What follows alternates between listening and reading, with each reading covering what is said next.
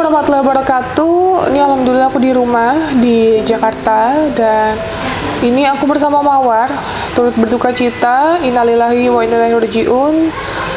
Telah pulang ke rahmatullah, anak dari Mbak Mawar yang kemarin lahir pada kandungan usia 7 bulan.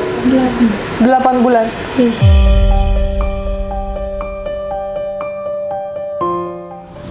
Jadi anak Mbak Mawar ini meninggal pada saat kondisi di dalam perut usia kandungan 8 bulan.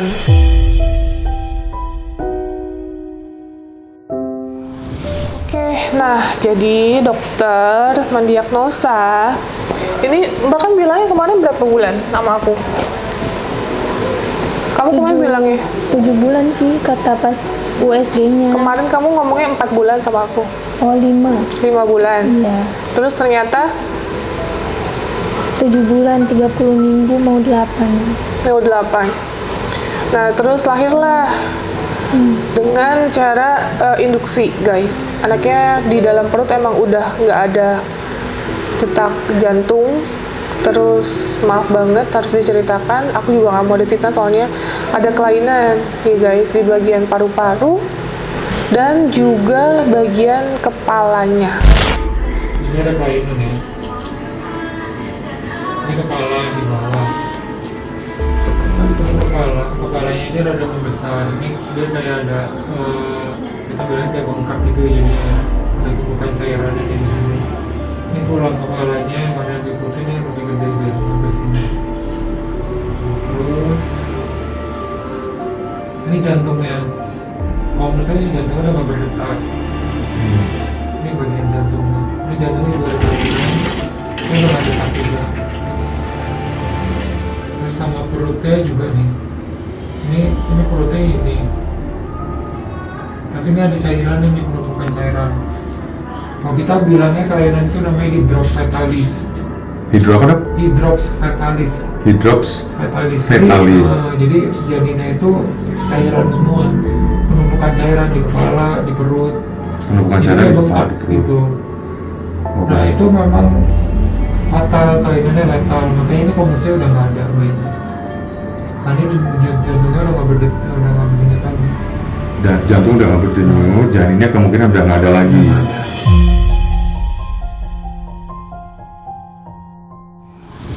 Gitu. Pas kemarin dilihat bagian mukanya juga ada, maaf ya, agak beda ya. Iya.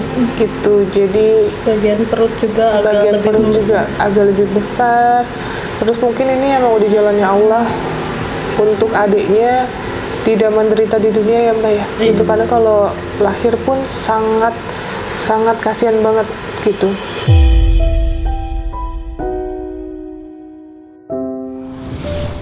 Ya, makanya pas aku lihat lahir kan aku kaget banget.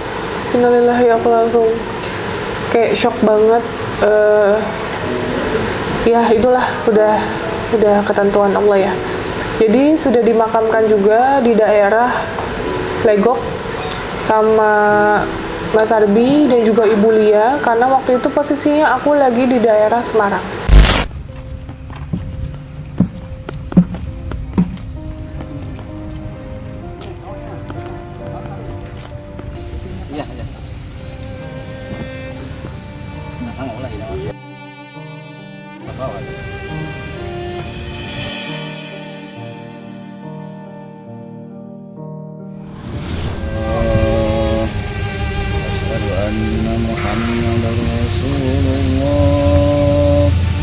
Asyhadu anna Muhammadar Rasulullah.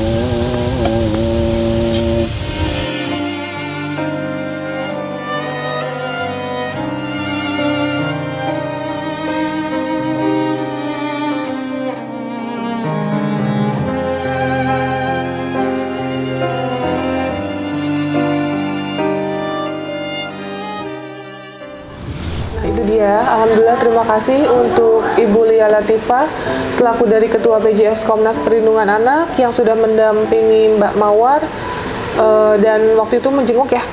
Iya. Terus ke pemakaman juga untuk membantu memakamkan anak dari Mbak Mawar gitu. Nah, aku mau tanya, Mbak, ini kan dari dokter ya.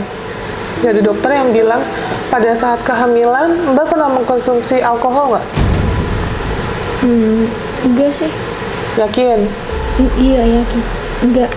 Oh, Kalau lagi hamil enggak. kalau lagi hamil enggak. Nah, aku pengen cerita deh, aku pengen nanya deh, Mbak. Kan aku cuma minta kejujuran Mbak aja ya, gitu. Ini menjadi pembelajaran juga untuk kita semua, termasuk untuk saya nih ya, gitu kan. Saya niatnya awal bantu Mbak, ya ikhlas lillahi ta'ala karena Allah ya. Kita tampung, kita terima dengan baik, Mbak tinggal sama kita gitu.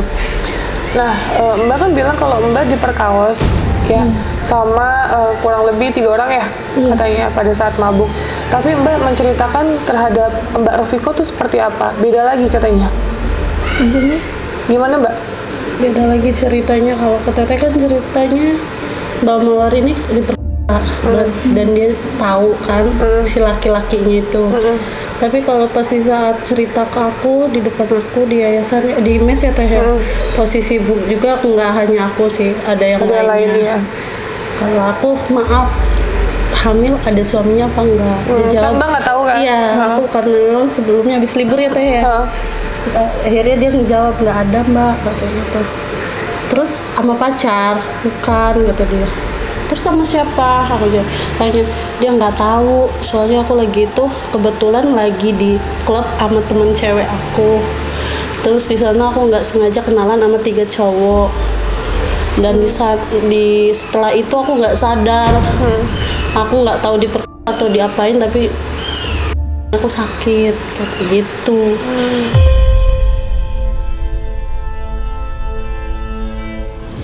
Aku sempet nanya, nggak mau coba cari si cowok itu? Enggak lah Teh, katanya, orang kan aku nggak tahu, katanya, aku nggak kenal. Nah, makanya aku tanya lagi, bener nggak gitu? Jadi jangan sampai Mbak kan ngomong beda-beda nih, ke saya beda, ke orang mes beda. Jadi yang benar tuh statement tuh seperti apa gitu loh. Iya, seperti kayak aku kan mabuk tuh minum kayak gitu kan. Nah, jadi kan aku gak tahu gitu kan, aku digitu apa enggak gitu kan. Di situ kan ada juga cewek, pas aku bangun kan udah gak ada siapa-siapa di situ. Tapi Mbak lagi mabuk, lagi ke klub kan? Iya, di kosan kayak gitu. Katanya ke klub. Enggak, di kosan lah kayak gitu. Ngomong sama Mbak Rofiko di klub. Nah, terus itu kan kalau statementnya apa ya, dokter kan bahwa itu ada sesuatu pada saat Mbak udah tahu hamil, Mbak mengkonsumsi sesuatu. Jadi kayak seolah disengaja ya Teh. Iya. Enggak, cuman aku dikasih obat sama bidan pas aku cek ke puskesmas itu. Obat apa? Katanya vitamin, terus tambah darah, satu lagi gak tahu. Enggak, apa setelah hamil Mbak minum apa? Minum alkohol nggak? Enggak, cuma kayak aja kayak gitu. Iya. Iya.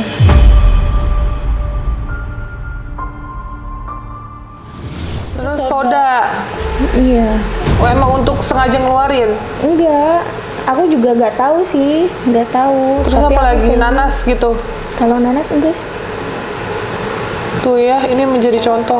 Aku jujur, kalau tahu dari awal ceritanya kayak gini, aku sih kayak kaget aja Mbak. Maksudnya Mbak ternyata berusaha untuk menghilangkan ya.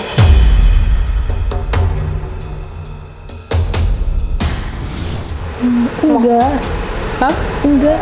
Aku juga gak tahu menghilangkan pakai apa gitu. Cuma taunya itu pakai nanas muda. Cuma aku gak pernah makan nanas muda. Yakin? Iya, sumpah demi Allah. Kalau minum soalnya Kalau minum kan aku gak tahu. Jadi aku minum aja.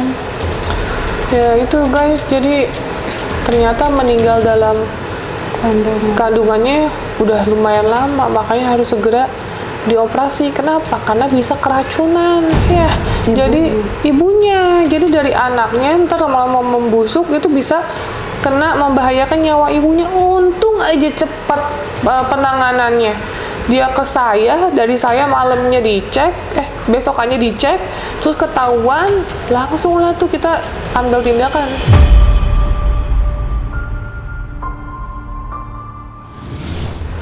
gitu. Kalau enggak ya Kita nggak tahu kita nggak tahu gitu. Makanya aduh ini ngeri banget.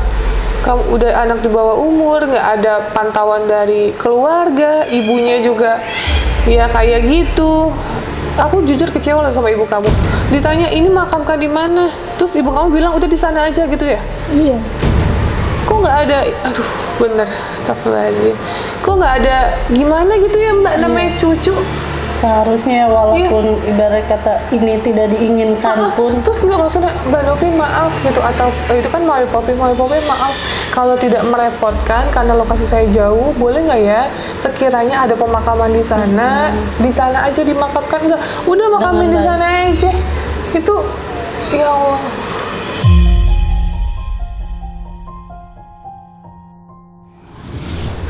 kayak aku kaget banget sih, karena ini sebenarnya kan cucunya ya hitungannya, gimana pun apapun keadaannya. Tapi ya mungkin aku selalu jelaskan ya sudah ketentuannya ya Mbak. Iya, benar. Sudah garisnya Allah mungkin seperti ini. Dia jalannya betul. Terus kamu di KB nggak? Enggak. Kemarin di rumah sakit nggak? Enggak. Ya mungkin biasanya sih di KB ya. Iya, kayak kalau si itu anak di bawah umur. Biasanya sih gitu, tapi ya mungkin supaya kamu nggak bandel lagi kali. Kalau kamu mungkin pakai begitu, kamu bisa bandel lagi gitu, bisa sembarangan orang. Intinya ya ini kamu kan mau pulang ya, mau pulang ke Tasik. Aku cuma mau pesan sama kamu tuh masih muda ya, 16 tahun. Aduh 16 tahun aku lagi ngapain tuh? Masa depan kamu tuh masih panjang. Allah tuh udah ngasih kamu kesempatan untuk kamu menjadi orang yang lebih baik gitu loh. Ya jangan disalahgunakan. Benar.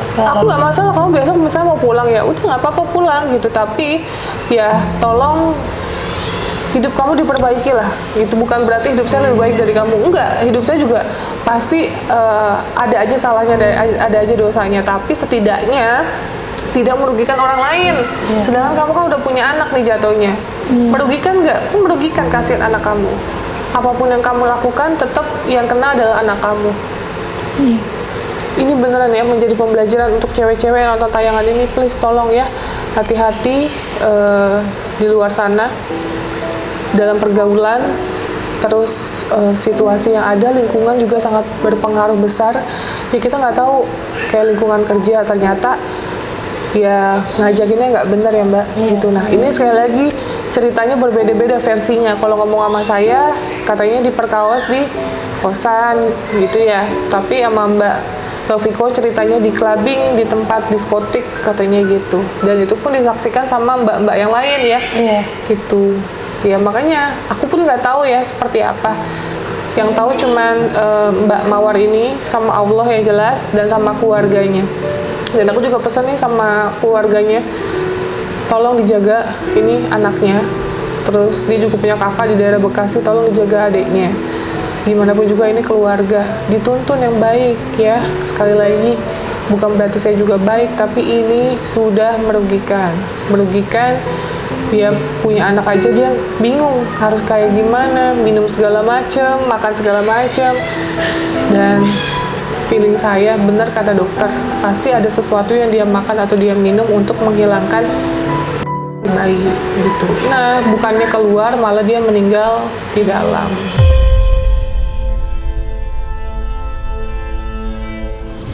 Penyampaian dokter itu secara halus sama kami gitu, tapi kami menangkapnya ya seperti itu. Makanya kemarin segera dibawa ke rumah sakit untuk ditindaklanjuti seperti apa. Dan ini pun tidak ada identitas diri, KTP aja kan belum ada kan hitungannya. Masih di bawah umur. Jadi makanya kemarin aku sempat konsultasi sama beliau, Bu ini gimana ya Bu? Aduh, anak di bawah umur tidak ada identitas diri sama sekali nih. Ini kita takut salah-salah lagi, entah kita difitnah apalah segala macam. Padahal niat kita nggak, niat kita cuma mau nolong. Setelah dia melahirkan terserah dia. Yang penting tugas kita udah selesai menolong. Udah begitu.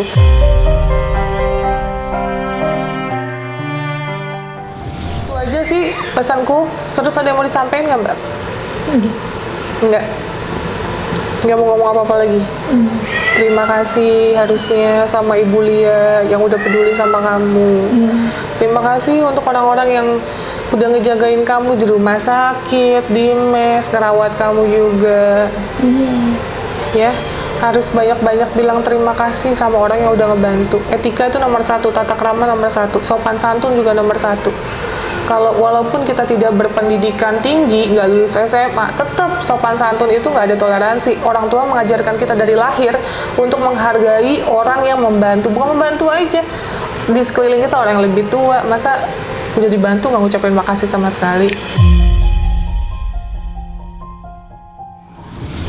Saya perwakilan ya dari Mbak Mawar, mau ucapkan terima kasih banyak untuk Ibu Lia yang sudah perhatian banget sama Mbak Mawar karena menanyakan kondisi setiap harinya Mbak Mawar seperti apa. Ibu Lia Latifah selaku dari Ketua PJS Komnas Perlindungan Anak,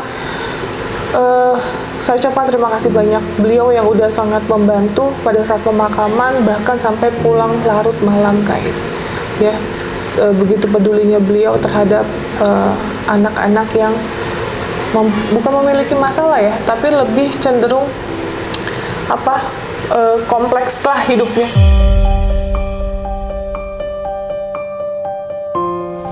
Jadi Bu Lia ini peduli terhadap perlindungan anak apapun itu. Contohnya seperti Mbak Mawar, kasus-kasus yang lagi fight untuk keadilan, banyak juga kan yang diperkosa sama bapak kandungnya, bapak tirinya dan lain-lain. Bu Lia benar-benar orang yang berjuang dan tulus untuk memberikan suaranya terhadap perlindungan anak Indonesia. Itu aja. Sekali lagi terima kasih banyak untuk para orang baik yang sudah support, yang udah doain kita.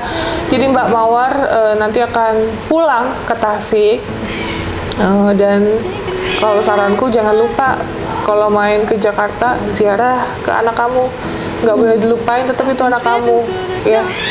Gitu. Jadi aku sih pesannya itu aja. Lumayan jauh sih guys di Legok, karena posisinya pemakaman waktu itu di daerah Jakarta Timur ya, itu katanya penuh. Jadi otomatis kita cari yang available aja di mana, adalah di Legok, makanya pada pergilah ke Legok gitu. Oke, sekian cukup itu aja. Jadi terima kasih sekali lagi. Assalamualaikum warahmatullahi wabarakatuh.